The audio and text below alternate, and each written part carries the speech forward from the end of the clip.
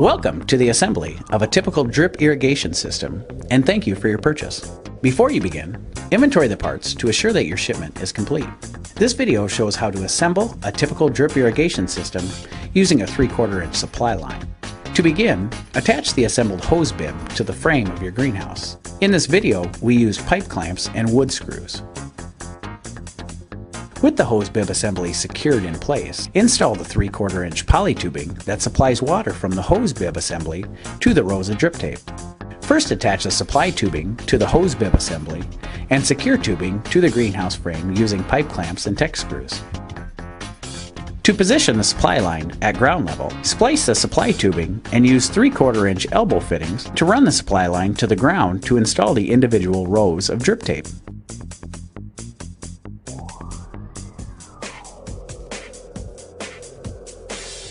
Continue securing the water line using pipe clamps and screws.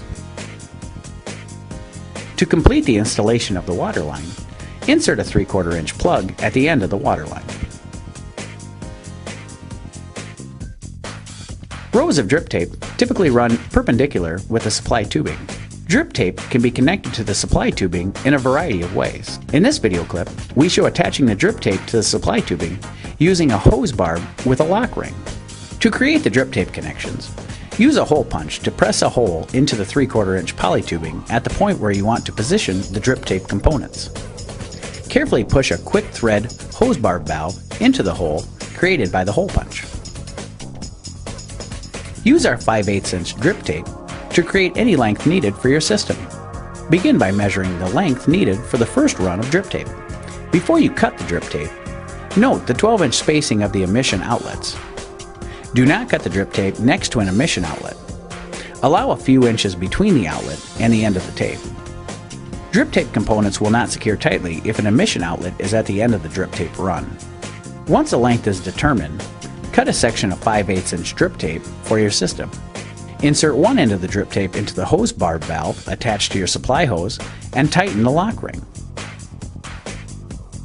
After attaching the drip tape to the supply line, insert the end plug into the open end of the drip tape and tighten the lock ring.